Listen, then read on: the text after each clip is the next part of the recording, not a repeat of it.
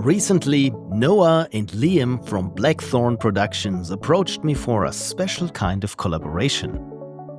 You see, they have been making a series of videos where multiple devs work on the same game, but one after the other, and without communication between them.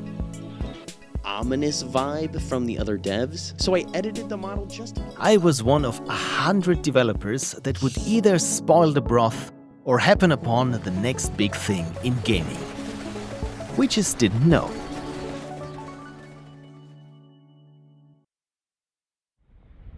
When I received the project, I had an entire day to work on it to my heart's content.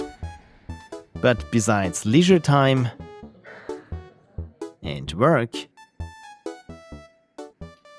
I had effectively just one night to spare, however long that would last.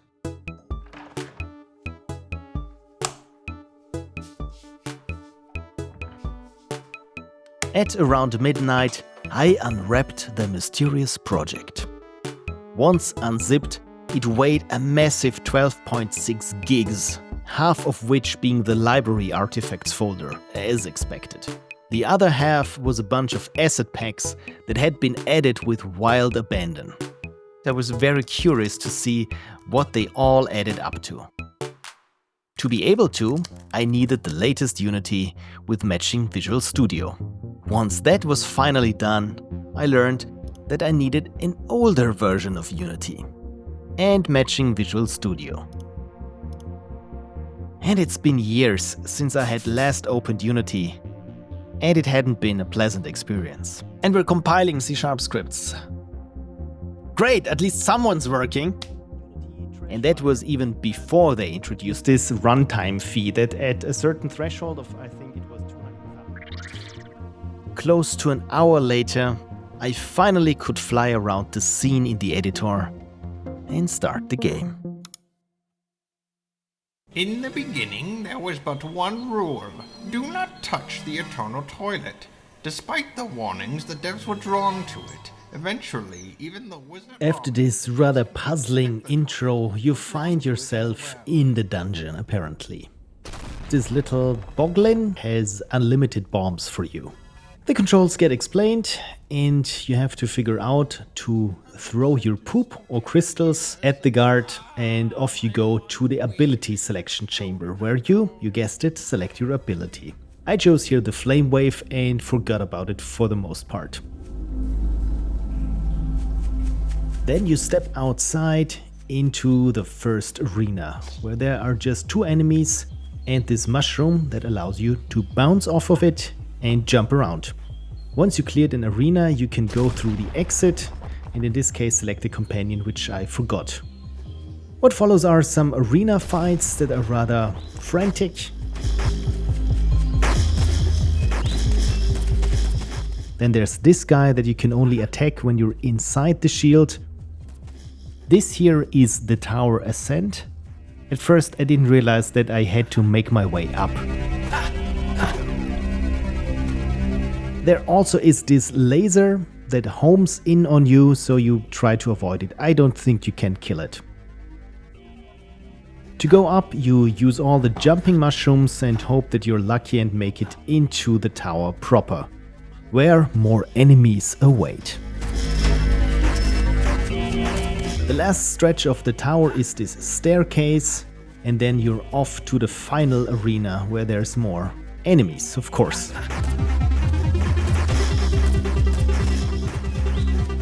This is also the first foreshadowing of the end boss with this lava pit.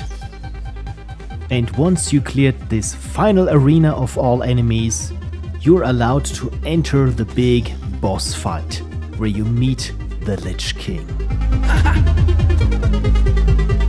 No big tactics involved, I was just able to stand here and fire all that I got and came out victorious in the end. So apparently on my first attempt I managed to defeat the end boss. Good for me.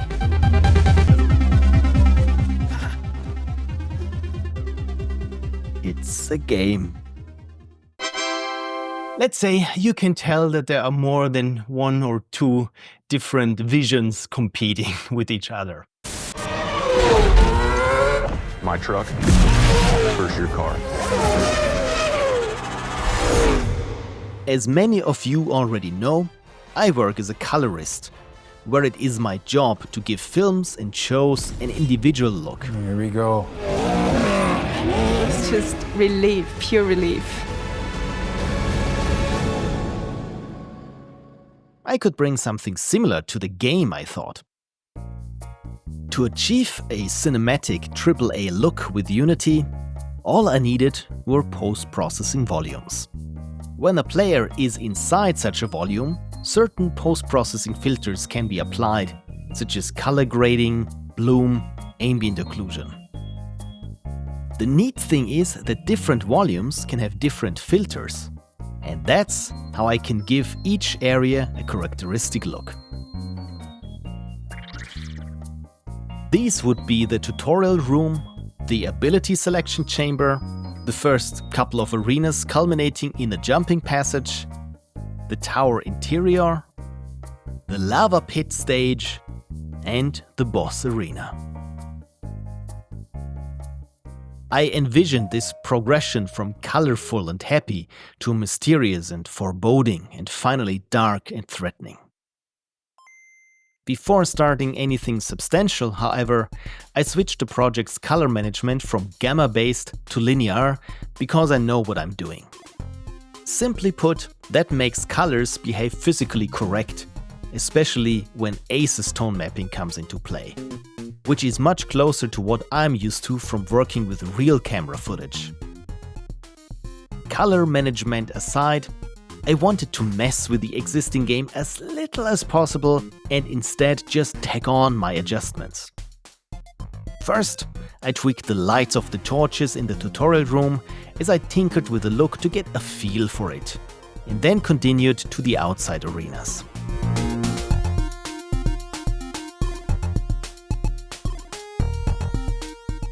There, things were a bit more messy, especially because many objects didn't cast proper shadows. So I went into a lot of prefabs and switched their shadow casting to double-sided. Also, the boss arena felt too friendly. I plopped a big plane that would cast a shadow over the boss arena to block out the sun for added drama.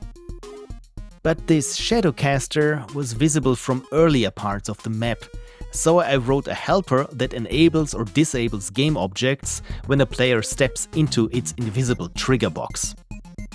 Only later I realized that it's possible to have an object just cast its shadow but be otherwise invisible. The bouncing mushrooms looked a bit out of place to me. To make them stand out better in the shade, I used their color map also for emission. While their pink illumination made them stand out, it didn't warrant two real-time light sources. I was able to get the same effect with just one light that I changed to a less harsh red. Next, I turned my attention to the skill selection chamber. I spent a long time playing with the lights there before removing the torches altogether. Sorry to whoever had placed them. In retrospect, that was not my best call. Also, someone had placed a banana there. I did the only sensible thing: put it in a spotlight.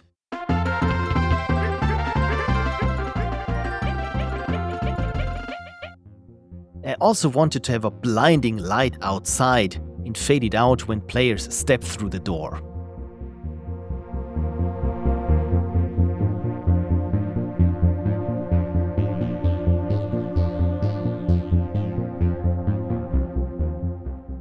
Continuing outside, in addition to the sunlight, I added two more indirect lights to simulate the bounced skylight on objects.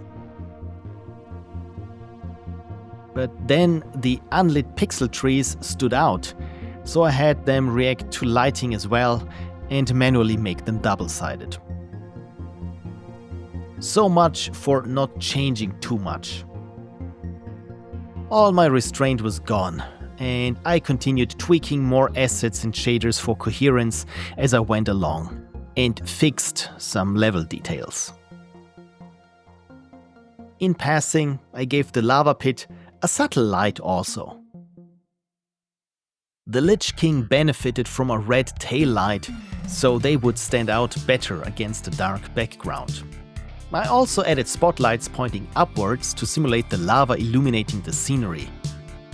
For that to work, it required lowering the terrain underneath the pit. Then I could tweak the lights.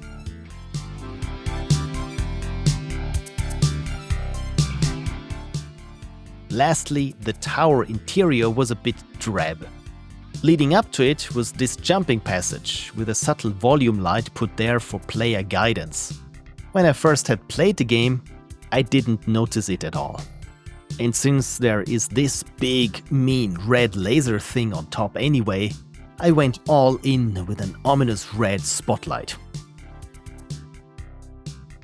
In contrast to this reddishness, I made the tower's interior teal and orange by placing some more lights.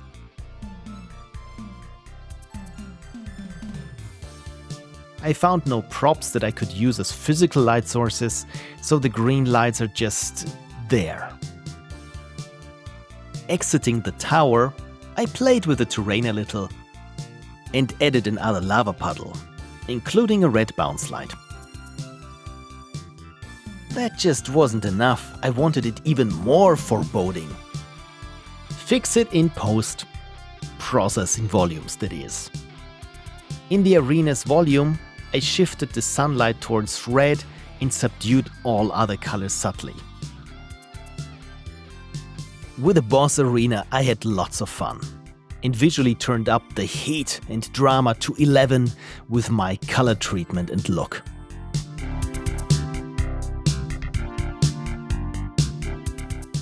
After a quick playtest, I returned to the skill selection chamber and fiddled around. Honestly, I'm not too happy with the result.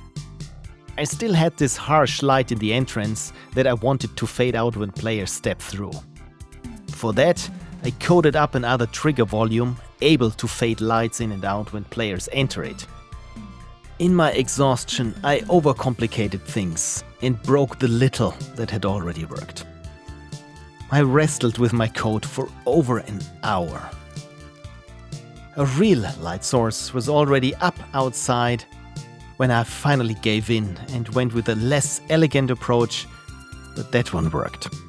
Couple of test runs revealed more bugs and opportunities for tweaks.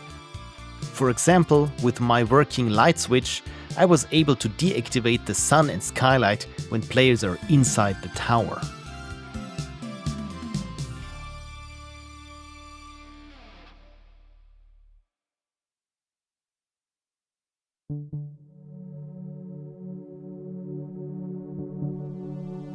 I had finally tied up all the loose ends and could zip the game and upload it for the handover. It was almost 9 the next morning when I was finally done.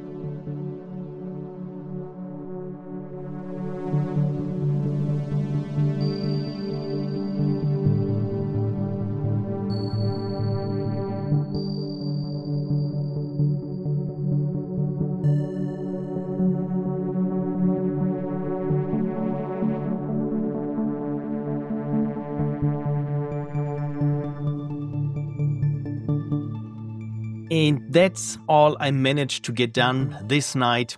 Hopefully, at least a little sliver of it will stay with the game until the very end. And I'm super curious what the next dev brings to this project. What's up, everyone? I'm Mike. I have a couple games on Steam.